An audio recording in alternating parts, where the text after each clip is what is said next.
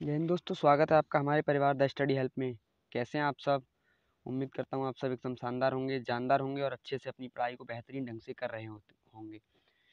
दोस्तों, इस क्लास के माध्यम से हम आपको Uttar Pradesh police constable, RPF और कांस्टेबल और आरपीएफ एसआई, एसएससी की सभी परीक्षाएं जैसे एसएससी, सीएचएसएल, जीडी, सीजीएल आदि परीक्षाओं में जहां वनडे एग्जाम में जीएस का ज़्यादा रोल होता है, वहां जीएस का हम एक बेहतरीन प्रैक्टिस सेट लेकर आपके सामने हाजिर होते हैं।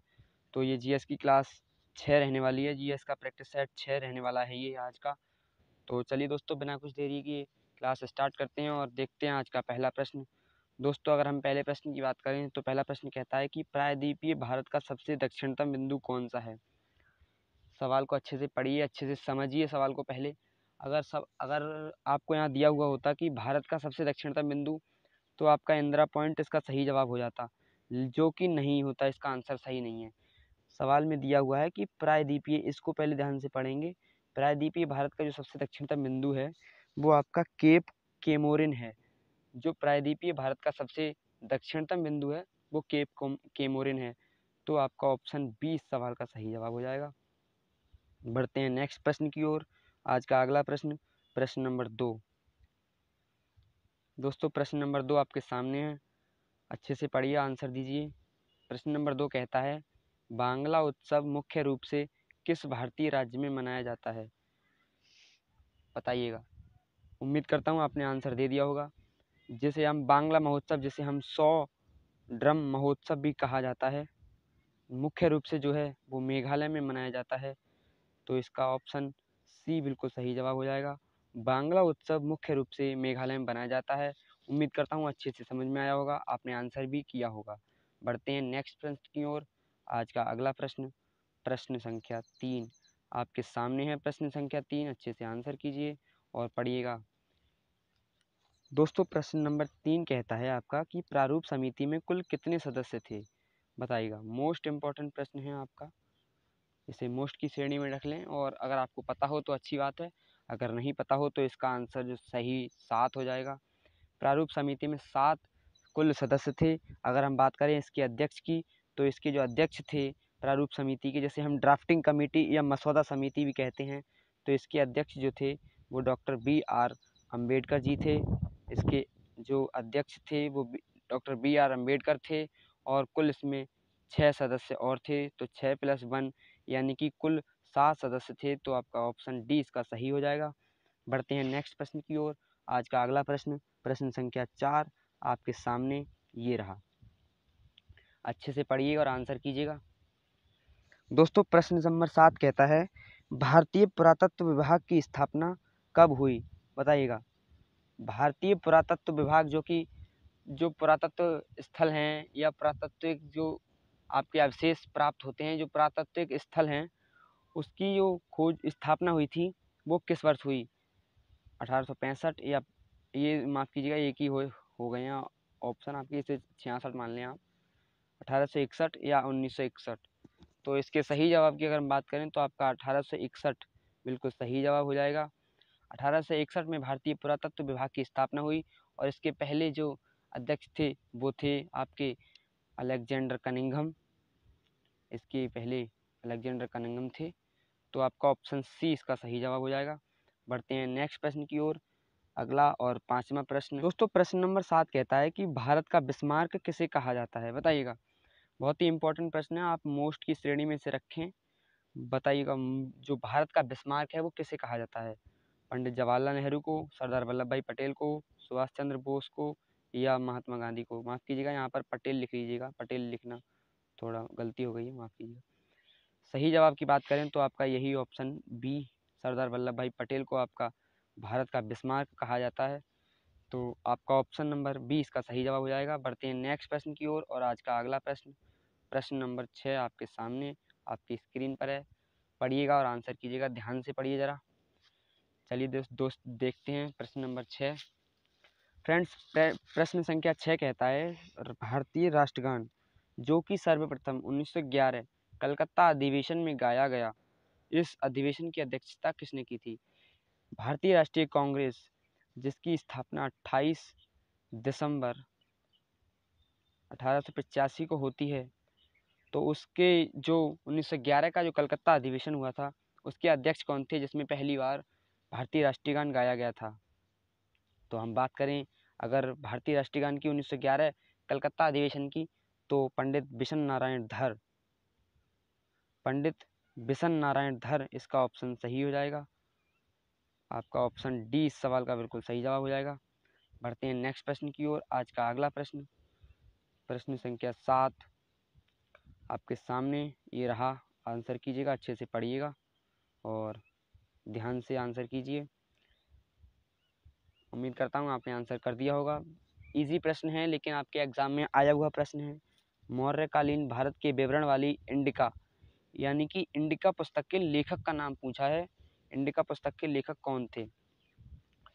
जब आप किसी एग्जाम में बैठते हैं किसी एग्जाम को देने के लिए, तो उसका प्रीवियस ईयर का एनालाइज बहुत ज़रूरी होता है। तो प्रीवियस ईयर में पूछा हुआ सवाल है, इस वजह से ये मोस्ट इंपॉर्टेंट प्रश्न हो जाता है, क्योंकि कई बार क्या होता है कि एग्जाम में आपके क्वेश्चन रिपीट होते हैं।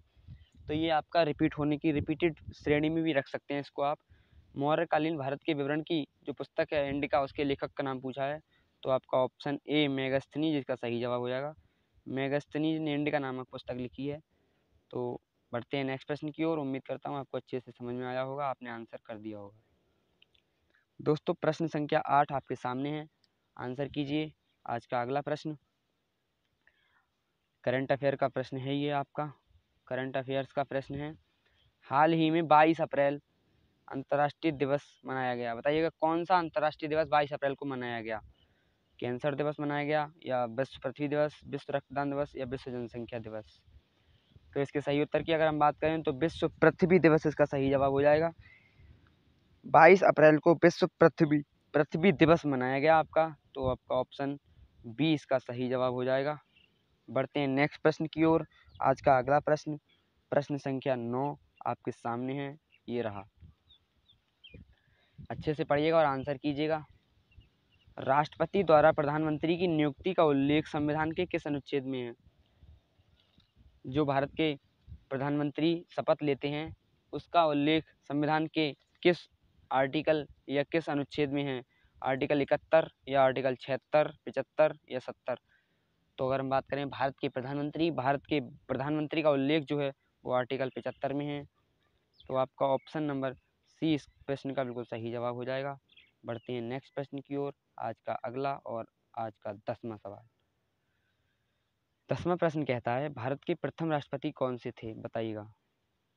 आपके प्रीवियस ईयर का पूछा हुआ सवाल है ये, इस वजह से आपका इम्पोर्टेंट हो जाता है ये कि भारत के प्रथम राष्ट्रपति कौन थे। तो अगर हम बात करें भारत के प्रथम राष्ट्रपति की, तो आपके डॉक्टर राजेंद्र प्रसाद इसके सही जवाब हो जाएगा। बिल्कुल डॉक्टर राजेंद्र प्रसाद जो थे वो भारत के प्रथम राष्ट्रपति थे। आपका ऑप्शन सी बिल्कुल सही जवाब हो जाएगा। बढ़ते हैं नेक्स्ट प्रश्न की ओर। आज का अगला प्रश्न बहुत ही इंपॉर्टेंट प्रश्न है आज का, मोस्ट इम्पोर्टेंट प्रश्न। बताइएगा मुद्रा पर बीड़ा बजाते हुए किस संगीत प्रेमी शासक का वर्णन मिलता है? बताइएगा वह कौन सा शासक है जिसका संगीत प्रेमी इसका मुद्रा पर बीड़ा बजाते हुए वर्णन मिलता है? अगर हम बात करें इसके सही उत्तर की, तो आपका ऑप्शन नंबर ए इस प्रश्न का बिल्कुल सही जवाब हो जाएगा। समुद्रगुप्त का बीड़ा बजाते हुए वर्णन मिलता है मुद्रा पर, तो आपका ऑप्शन 11 का ए समुद्रगुप्त इसका सही जवाब हो जाएगा। बढ़ते हैं नेक्स्ट प्रश्न की ओर। आज का अगला प्रश्न, प्रश्न नंबर 12। दोस्तों प्रश्न संख्या 12 कहता है नाबार्ड जो कि भारत का एक कृषि एवं ग्रामीण बैंक है, इसकी स्थापना किस वर्ष हुई?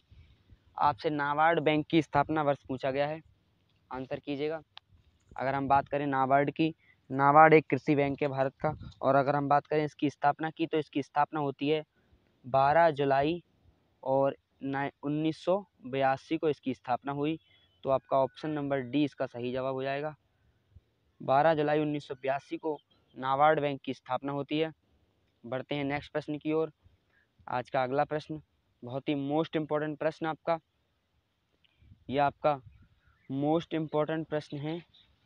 कलिंग का जो युद्ध हुआ था, कलिंग के युद्ध की चर्चा सम्राट अशोक के किस अभिलेख में है? बताइएगा। सम्राट अशोक के जितने भी अभिलेख हैं आप एक बार उनको पढ़ लीजिएगा अच्छे से, बहुत ही ज़्यादा इम्पोर्टेंट है वो। तो जो कलिंग का युद्ध जो हुआ था सम्राट अशोक के किस अभिलेख में इसकी चर्चा है? तो अगर हम बात करें इसके सही उत्तर की, तो आपका ऑप्शन डी 13 इसका सही जवाब हो जाएगा। 13वें अभिलेख में कलिंग के युद्ध की चर्चा है, तो आपका ऑप्शन डी इस प्रश्न का बिल्कुल सही जवाब है। बढ़ते हैं आज के अगले प्रश्न की ओर। प्रश्न संख्या 14 आपके सामने आपकी स्क्रीन पर ये रहा। अच्छे से आंसर कीजिएगा। उम्मीद कर रहा हूँ आप अच्छे से अपने आंसर्स को कर रहे होंगे, अपनी प्रैक्टिस कर रहे होंगे। जो प्रश्न आपको नहीं आ रहा होगा तो अच्छे से आपको उसको एक बार नोट कर लीजिएगा, दोबारा उसको रिवाइज करेंगे एक बार, अच्छे से आपको याद हो जाएगा। उम्मीद करता हूँ आप अपनी नोटबुक में नोट कर रहे होंगे और अच्छे से रिवाइज भी करेंगे। बात करें 14वें प्रश्न की। प्रश्न संख्या 14 कहता है, ब्राह्मणों को भूमि दान में देने की प्रथा किस वंश के शासकों ने प्रारंभ की? बताइएगा, ब्राह्मणों को जो भूमि दान में देने की प्रथा है वो किस वंश के शासकों ने सर्वप्रथम प्रारंभ की थी? तो इसके सही उत्तर की बात करें तो आपका ऑप्शन सी सातवाहन इसका सही जवाब हो जाएगा। सातवाहन वंश के शासकों ने सर्वप्रथम ब्राह्मणों को भूमि दान में देने की प्रथा का आरंभ किया था।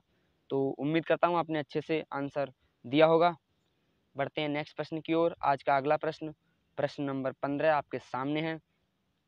अच्छे से पढ़िएगा इनको, प्रश्न नंबर 15 को, और आंसर कीजिएगा। बहुत ही इम्पोर्टेंट प्रश्न है आपका। बताइएगा, आंसर कीजिए, अच्छे से पढ़िएगा, आंसर कीजिए। लंपट मूर्ख के नाम से कौन प्रसिद्ध था? बताइएगा, जो लंपट मूर्ख के नाम से कौन सा शासक प्रसिद्ध है? तो अगर हम बात करें लंपट मूर्ख की, तो आपका जहांदार शाह इसका ऑप्शन ए बिल्कुल सही जवाब हो जाएगा।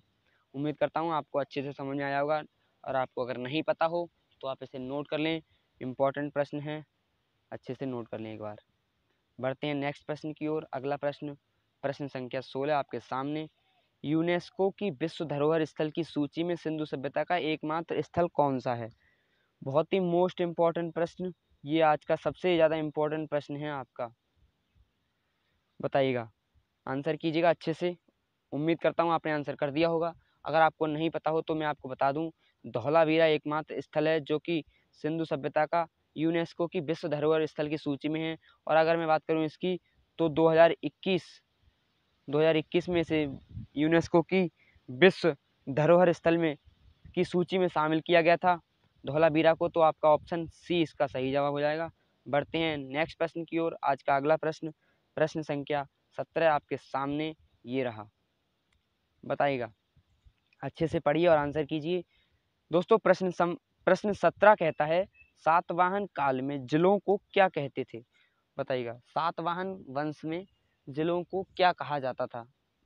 उम्मीद करता हूँ आपने आंसर कर दिया होगा।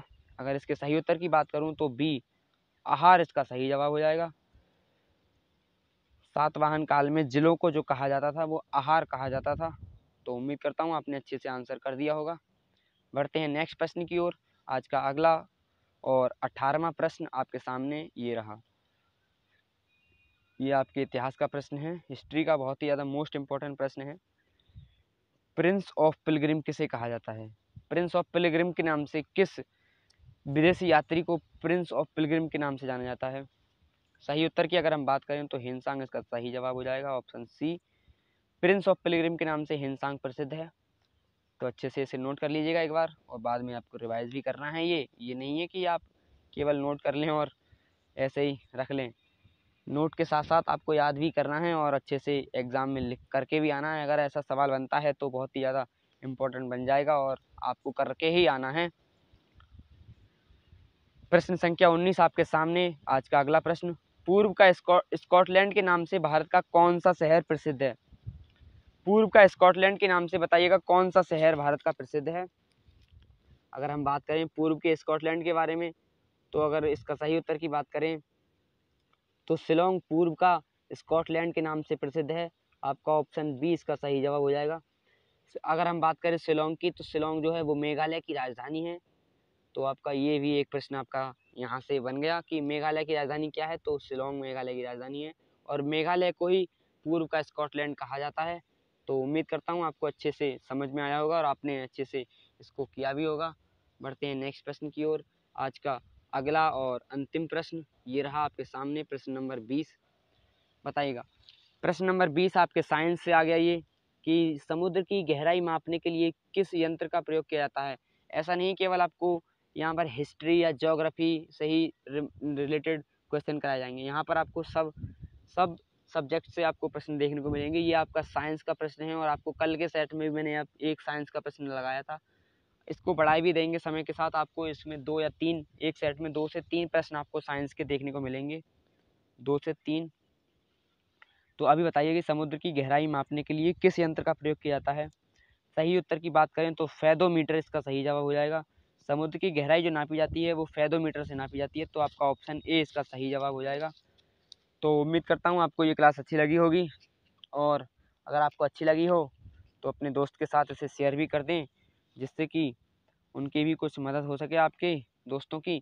और ऐसे ही प्यार और सपोर्ट करते रहिए। अगर आप चैनल पर हमारे नए हैं तो चैनल को सब्सक्राइब कर लें, जिससे कि आपको आपकी स्टडी में हम आपकी कुछ मदद कर सकें, जिससे कि आपको थोड़ा बहुत फ़ायदा हो जाए। बिल्कुल फ्री ऑफ कॉस्ट आपकी तैयारी इसी चैनल पर आपको डेली कराई जाएगी। आपको उत्तर प्रदेश पुलिस कांस्टेबल री एग्ज़ाम हो या आरपीएफ कांस्टेबल या एसआई, कोई सा भी एग्ज़ाम इनमें से, और आरआरबी एनटीपीसी के जितने भी आपके एग्ज़ाम हैं उन्हें हैं, ग्रुप डी एनटीपीसी एसएससी के जितने एग्ज़ाम हैं, आप जीएस जहाँ कहीं भी आपको पूछी जाएगी, जीएस समय के साथ आपको रीजनिंग का भी रीजनिंग का भी सेट हम आपको करवाने वाले हैं कुछ दिनों के बाद। बने रहिए हमारे चैनल के साथ।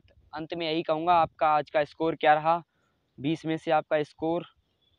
अगर आपको क्लास अच्छी लगी हो तो लाइक एक, और कमेंट में बताना ऑफलाइन कि आपको क्लास कैसी लगी। कुछ राय या सुझाव मेरे लिए हों तो आप कमेंट में बता देना, और बाकी अपना स्कोर तो आपको कमेंट करना ही करना है। तो मिलते हैं नेक्स्ट क्लास में, तब तक के लिए जय हिंद। अपना ध्यान रखें और अपनी पढ़ाई को एकदम बेहतरीन ढंग से करते रहिए। राम राम, जय हिंद।